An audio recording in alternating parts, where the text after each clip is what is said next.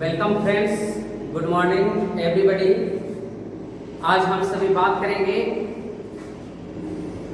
दर्पण में वक्रता, त्रिज्या और उसके फोकस दूरी के बीच के संबंध के बारे में, जिसे r बराबर 2f कहा जाता है। यानी कि हमें गोलीय दर्पण में r बराबर 2f सिद्ध करना है, यानी प्रूव दैट r बराबर 2f इन स्फेरिकल मिरर।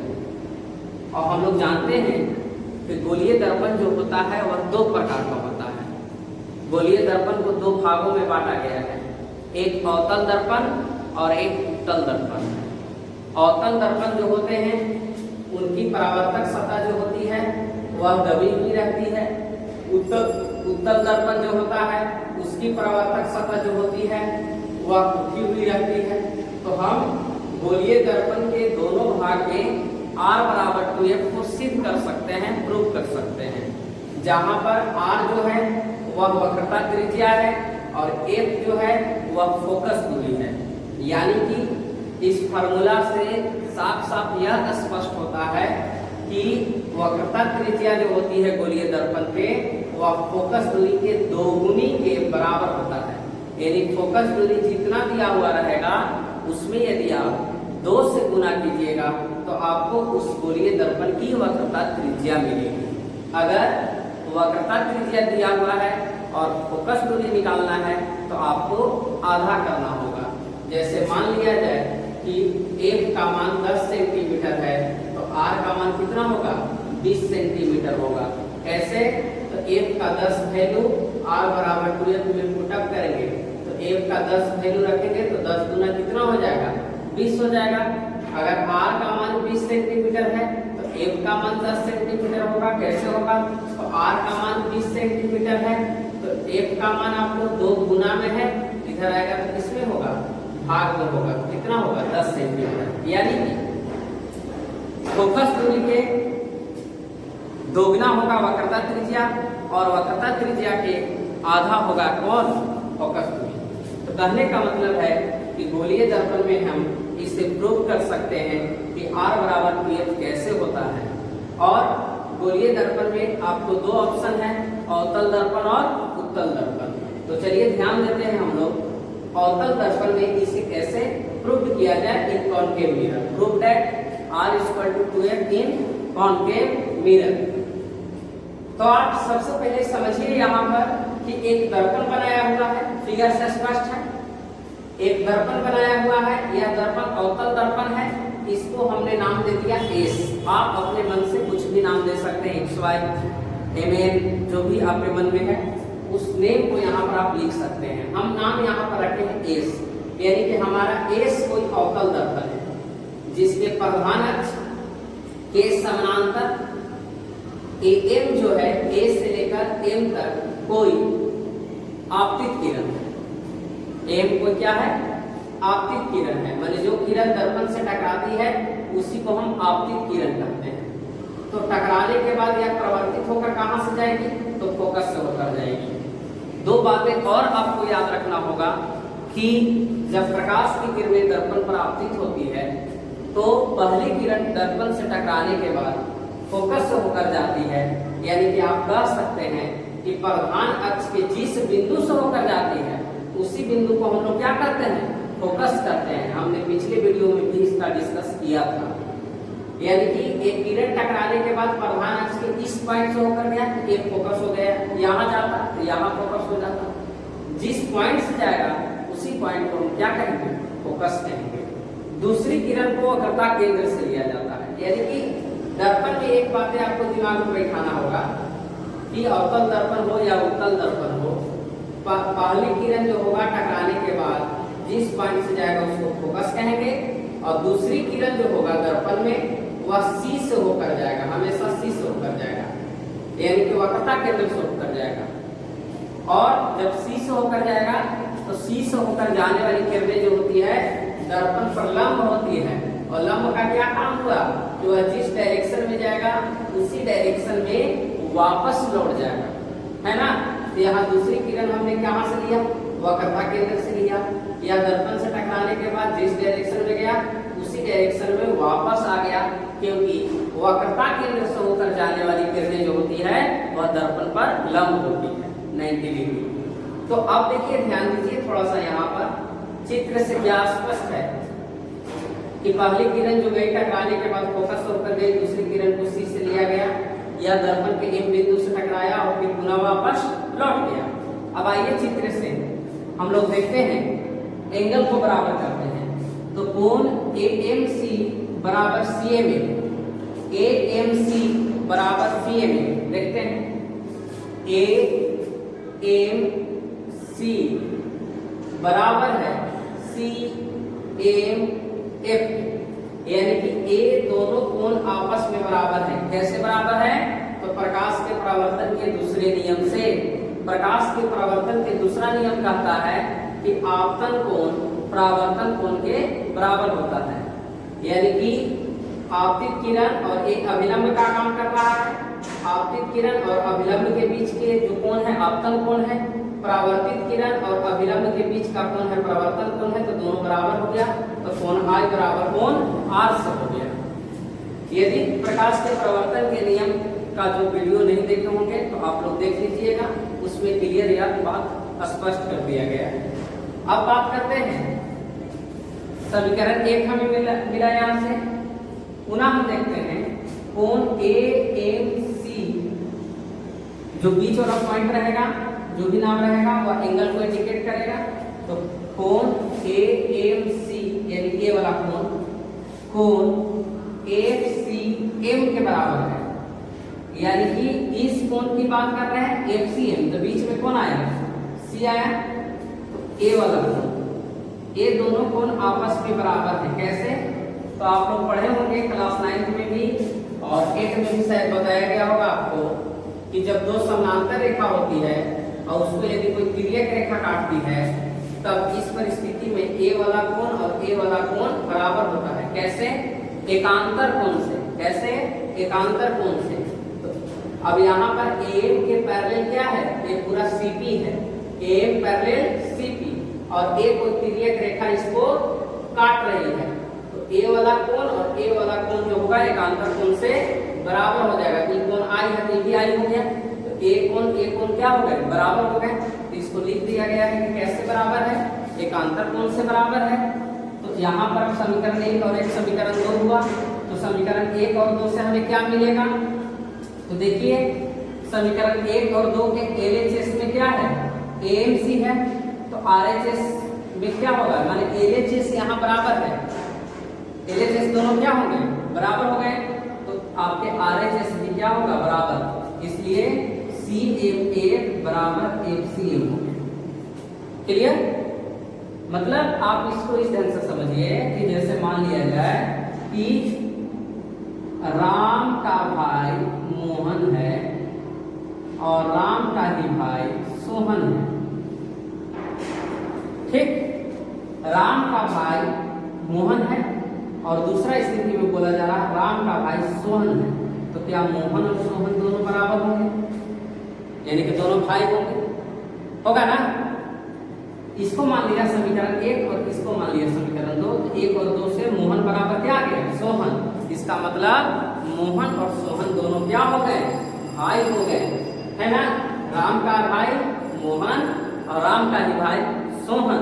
इसका मतलब मोहन और सोहन दोनों क्या हो गए? भाई हो गए। ठीक उसी प्रकार से AMC बराबर CMA और AMC बराबर FCM, इसलिए CMF बराबर FCM, तो CMF बराबर FCM दोनों कोण क्या हो गए? बराबर हो गए। अब देखिए तब कहना है कि चूंकि M बराबर C, M क्या है? ये बीच वाला पॉइंट है, यहाँ पर बीच वाला वर्ड जो है CMF, CMF यानी A वाला। AMC में A वाला कोण, AMC इस कोण की बात कर रहे हैं।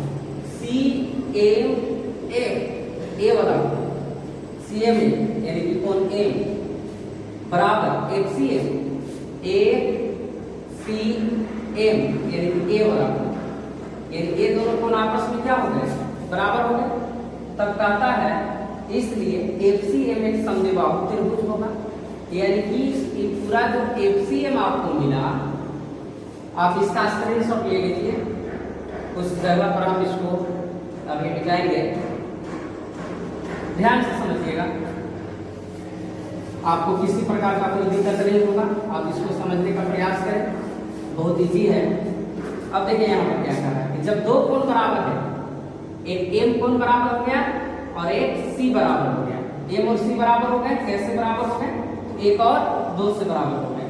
तो अब देखिए m और c जब बराबर है तो कहा जा रहा है कि ये जो c a और इधर गया आपको m, यहाँ पर इस पूरे को हम यहाँ पर लिखा है, यानी कह रहा है कि a कोण के बराबर है, MC के बराबर है, इसलिए FCM जो है एक समद्विबाहु त्रिभुज है।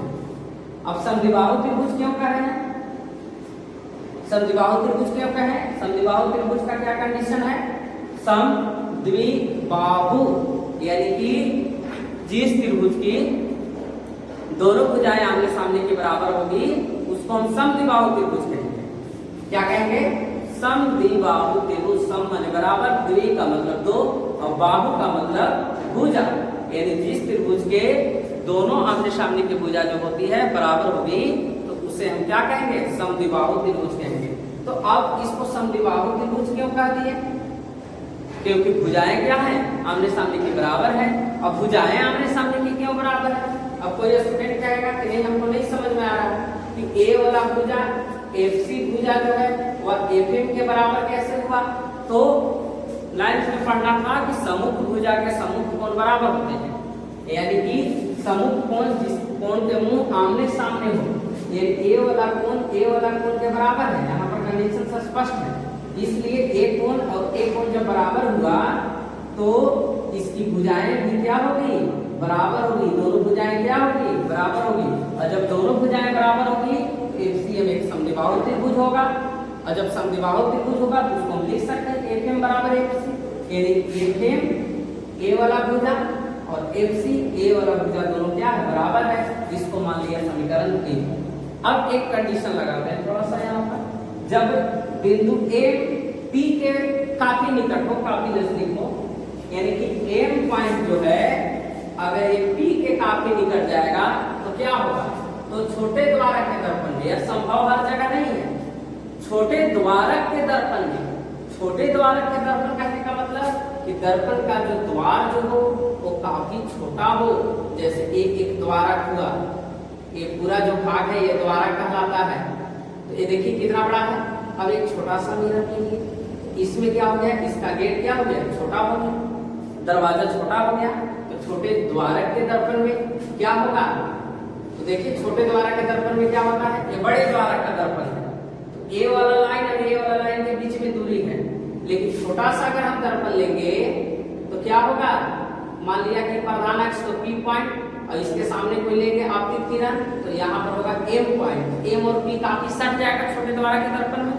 तो कह रहा है कि जब बिंदु M P के बहुत निकट हो तो छोटे द्वारक के दर्पण में FM बराबर FP हो जाएगा, यानी कि जो आप लिख रहे हैं FM वह FP के बराबर होगा। कैसे, तो छोटा जब द्वारक रहेगा तो क्या हो जा रहा है, M पॉइंट यहाँ आ जा रहा है, P पॉइंट यहाँ है और F पॉइंट यहाँ है। तो FM जो है वह लगभग FP के करीब है, बहुत कम अंतर बचता है। जितना ज्यादा छोटा होगा तो लगेगा कि यहाँ पर P के काफी निकट चला गया, फिगर से ऐसा आपको लगेगा। जब गेट बहुत छोटा रहेगा तो M पॉइंट और P पॉइंट के बीच में ज्यादा अंतर नहीं रहेगा, यानी कि M मानो कि P पॉइंट ठीक है तो हम लिख रहे हैं FM बराबर FP, यानी M को हटा के P लिखा जा रहा है। गेट बहुत छोटा होने का मतलब यहाँ पर थोड़ा और समझ लेते हैं। इसे क्या बोला जा रहा है, एक FM है, एक पूरा लाइन, यहाँ पर FP है। अब जैसे जैसे गेट छोटा होगा तो ए वाला लाइन FP जो है, अब देखिएगा गेट छोटा होगा, M एकदम इसके करीब में आ जाएगा। तो M से लेके M तक जो यहाँ थे हम, अब धीरे धीरे यहाँ आ गए, इस पॉइंट पर आ गए। तो लगभग जो है इसके करीब में आने से इसी में टच कर जा रहा है, यानी FP और एम और पी दोनों करीब में हो गए, इसलिए एफ एम बराबर क्या लिखा गया, एफ पी लिखा गया। अब इसको मान लिया समीकरण 4, समीकरण 3 है, तो 3 और 4 से आपको क्या मिलेगा। अब देखिए एफ एम है LHS, इसमें भी एफ एम LHS है, LHS बराबर हो गए, तो RHS आपको बराबर होगा, तो FC बराबर क्या बचेगा, FP बचेगा। FC बराबर क्या बचा, FP बचा, FC बराबर FP। अब देखिए FC को क्या लिख सकते हैं, FP को क्यों नहीं लिख रहे हैं, FP यानी P से लेके F तक आपको क्या है, फोकस दूरी, दर्पण के ध्रुव और फोकस के बीच की दूरी, और दर्पण के ध्रुव और वक्रता केंद्र के बीच की दूरी वक्रता केंद्र के बड़ा है, P से लेके C तक बड़ा है, और P से लेके F तक क्या है, छोटा f यानी कि फोकस दूरी है। तो हमें PF यानी FP से हमें P मिल गया, F मिल गया, FP से हमें क्या मिल गया, F मिल गया, और हमें प्रूव करना R बराबर 2F, F मिल चुका है, R की खोज में चलते हैं। FC है, FC को क्या कर सकते हैं, F से लेके C तक हमको लिखना है, तो क्या मैं इसे PC माइनस PF लिख सकता हूँ। PC पूरा लाइन है, इसमें से PF को बंद कर दीजिए, P से लेके F तक बंद कर दीजिए, तो पूरे PC लाइन में से PF को यदि आप बंद कर देते हैं तो क्या बचेगा आपको, FC बचेगा।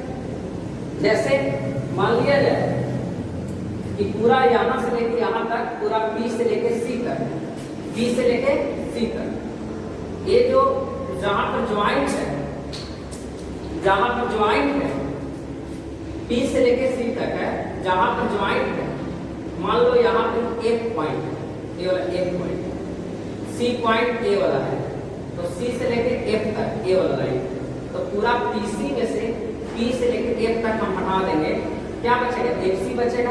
तो पूरा PC में से PF को हटाया, FC को क्या लिख सकते हैं, PC minus PF, PC minus PF, minus PF उधर गया, प्लस PF, PF PF लिख के 2PF, PC के जगह पर हम क्या लिख सकते हैं, माइनस R लिख सकते हैं, चिन्ह परिपाटी से चल रहे हैं, PC के जगह पर क्या लिख सकते हैं, P से लेके C तक R है, लेकिन साइन क्या लिखेंगे, माइनस, क्योंकि हमने चिन्ह परिपाटी में आपको समझाया था कि P से लेके C तक जो होगा वह आपको R होगा, और आपतित प्रकाश के विपरीत दिशा में जो भी दूरी मापेंगे वह निगेटिव लेते हैं, तो आपतित प्रकाश की दिशा इस साइड में है, और लेकर चल रहे हैं हम दूरी को मापेंगे P से, तो P से C तक जाएंगे, इसके विपरीत एकदम जाएंगे, जब अपोजिट जाएंगे तो माइनस लेंगे तो माइनस R, और आपको हमने बताया था कि अवतल दर्पण की फोकस दूरी नेगेटिव होती है इसी कंडीशन से, तो F का वैल्यू जो है, F जो होगा वो भी नेगेटिव होगा, दोनों माइनस माइनस कैंसिल हो गए, तो R बराबर क्या बचे, माइनस माइनस कैंसिल, तो R बराबर 2F, R बराबर क्या बचा, 2F, यानी कि R बराबर 2F आपका क्या हो गया, प्रूव्ड हो गया। इसी को लिख सकते हैं आप F बराबर 2 गुना में नीचे आएगा तो भाग में R/2, इस तरीका से यह प्रूव्ड होता है। तो आपको गोलीय दर्पण में R बराबर 2F हमने क्या किया, सिद्ध कर दिया। अब इस वीडियो को जितना से ज्यादा हो सके, जितना भी ज्यादा से ज्यादा हो सके आप इसको शेयर करें, लाइक करें और